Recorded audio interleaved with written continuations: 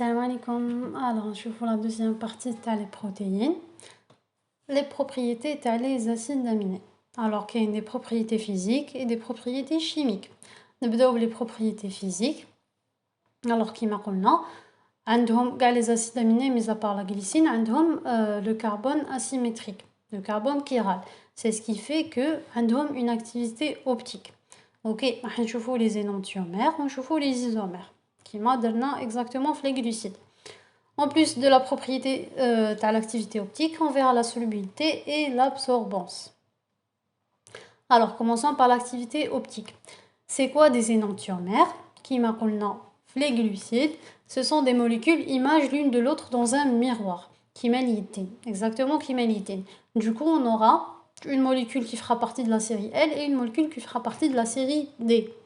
D'accord? Qui fait? C'est en fonction de quoi? C'est en fonction du NH2. Qui compte NH2, qui m'a le cas de la sérine. Qui compte NH2 à droite, on parlera de D-sérine. Qui compte à gauche, on parlera de L-sérine. Ok, je fais tout D dextrogir ou L lévogir. Qui m'a fait ma soukariette. Alors, on trouve, on a une petite remarque. On trouve que les acides aminés de la série L. L'inverse, c'est les glucides. On a les plus répandus de la nature. Ce sont ceux de la série D. On a les acides aminés, en général, les de la série L. Ok. Donc, on a l'isomérie optique. L'isomérie optique, on a chaque fois qu'il y a un carbone chiral, qu'il y a une activité optique. La molécule a la propriété de dévier la lumière polarisée. D'accord? C'est ce qu'on appelle le pouvoir rotatoire. C'est ce qu'on utilise en pharmacie pour le dosage et pour les analyses. On a la notion en biophysique en détail.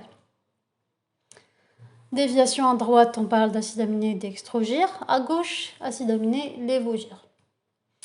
Voilà. Donc à la solubilité, la plupart des acides aminés sont solubles filement. D'accord? Je la solvatation par des solvants polaires qui maintenant, elle est facile. En général, quand on parle d'acides aminés alpha-aminés, d'accord?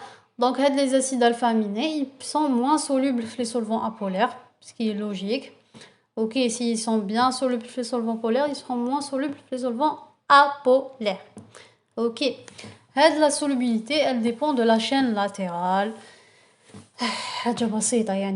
Puisque les acides aminés ont la même structure, une structure commune, on va dire, ils varient la chaîne latérale. Donc, avec la chaîne latérale, كل ما تكون polaire, كل ما تزيد la polarité تاع l'acide aminé, كل ما يكون soluble filement.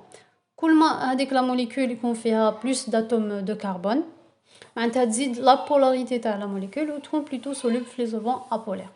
OK. Donc باش تزيد la polarité تاع un acide aminé qui يكونوا في la chaîne latérale des fonctions polaires comme le NH2, le COH ou bien hydrophiles comme les acides aminés alcool. D'accord? J'espère que vous avez bien compris la notion de la polarité. C'est très simple. De toute façon, on va voir un exemple, principe. Voilà. L'exemple de la tyrosine, en raison de son noyau aromatique. Vous savez qu'un noyau aromatique, noyau aromatique, c'est un CH, CH, CH, CH. D'accord, mais fait les atomes de carbone. Et du coup, il est peu soluble dans l'eau. D'accord, il lui donne une propriété apolaire. Tandis que la cystéine, je fais tout là la cystéine, on a une fonction thiol. En plus, la chaîne latérale elle est courte. D'accord, fait un carbone واحد برك. Du coup, elle est très soluble dans l'eau. D'accord, ça lui donne une fonction de polarité. Ok, donc retenez. كل ما يزيدوا les carbones, كل ما تنقص la polarité. كل ما يزيدوا les fonctions thiol. هذا السفر جاي اسمه في tableau périodique قدام l'oxygène. Ok, donc يزيد l'oxygène, thiol, l'azote, etc. هتزيد la polarité تاع la molécule. Voilà, maintenant on va parler de l'absorbance. Je fais la première vidéo, les acides aminés aromatiques, ils absorbent l'ultraviolet. Je fais tout. Donc les autres acides aminés, ils sont incolores. Et nickel, les acides aminés sont incolores, du coup, mais absorbés, je suis visible. D'accord.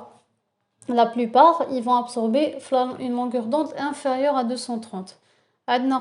Les acides aminés aromatiques qui font l'exception, ils peuvent absorber, je vous entre 260 et 280 nanomètres. c'est l'exemple تاع tryptophane, tyrosine et phénylalanine.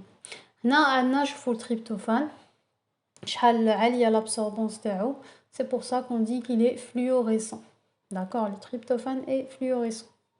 Chaque fois qu'on parle de les propriétés, ça veut dire qu'on par la suite pour les dosages, etc.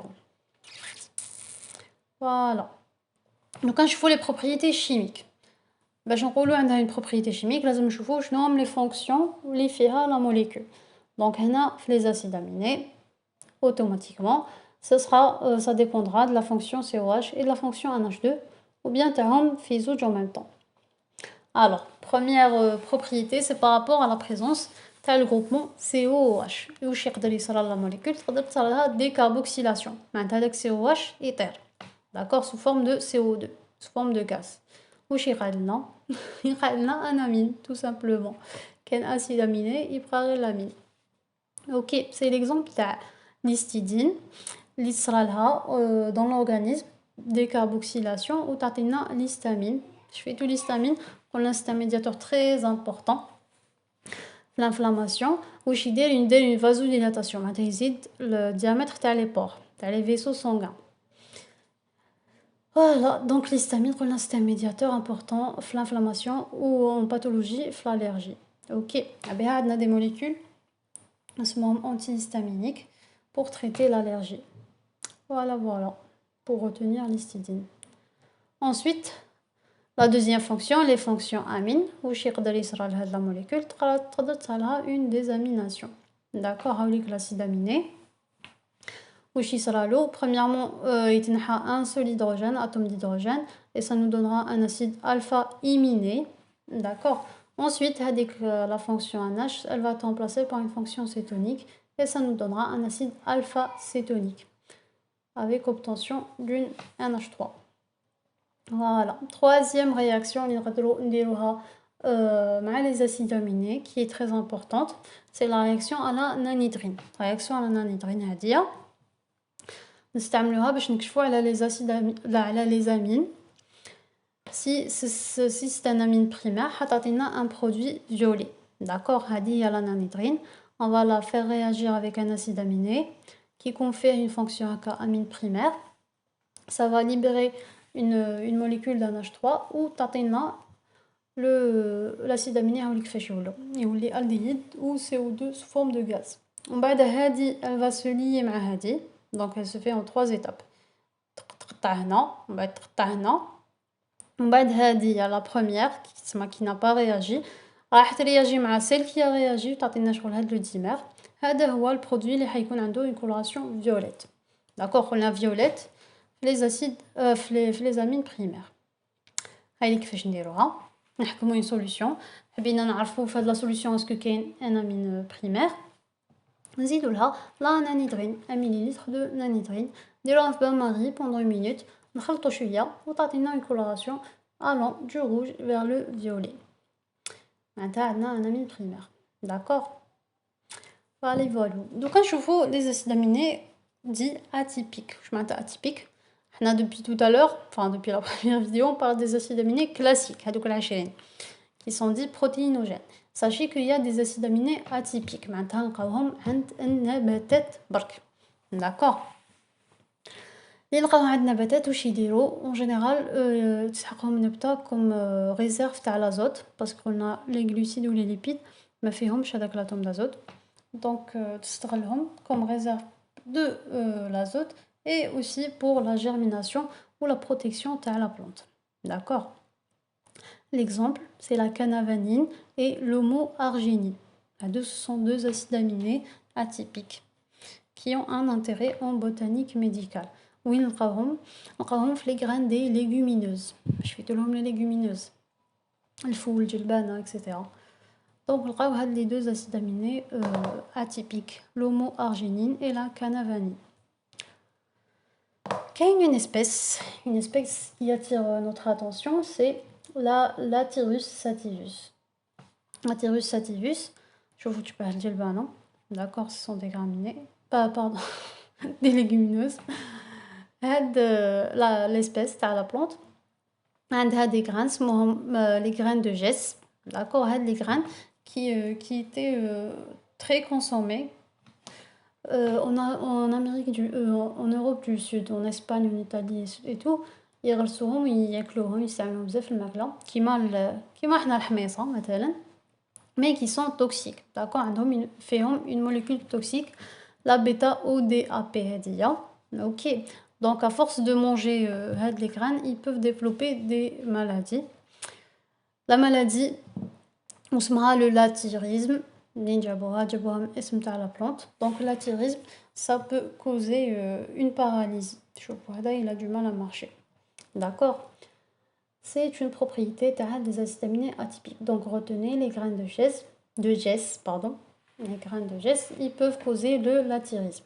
Ok, faisons une molécule qui est toxique. Voilà, voilà. Donc on va voir les peptides. Les peptides, c'est quoi? C'est un acide aminé, acide aminé, acide aminé, etc. Ça nous fera une chaîne polypeptidique. C'est cela. C'est ça un peptide. Ok. Bon, cette chaîne qui fait une liaison. D'accord, on parlera de liaison peptidique. Où il sera la condensation de deux acides aminés. La fonction COH ou la CO-, elle va réagir à la fonction NH3+. Il y aura libération d'une molécule d'oxygène et formation d'une liaison amide. D'accord, il y a la liaison peptidique. Là, on a un dipeptide. Ok. Qui marche dans les glucides. Qui كاينين شويه les acides aminés, on parlera d'oligopeptides qui sont entre 2 et 10. Quand c'est supérieur à 10, en général inférieur à 100, on parlera de polypeptides. D'accord. Avec des exemples, c'est un tripeptide de glycine. À côté de chauffe-eau, c'est une liaison peptidique. La liaison peptidique. Donc, des tripeptides ou c'est un polypeptide. Ok. Voilà, on a fini pour cette vidéo. On se voit les protéines la prochaine, Inch'Allah. Merci pour votre attention.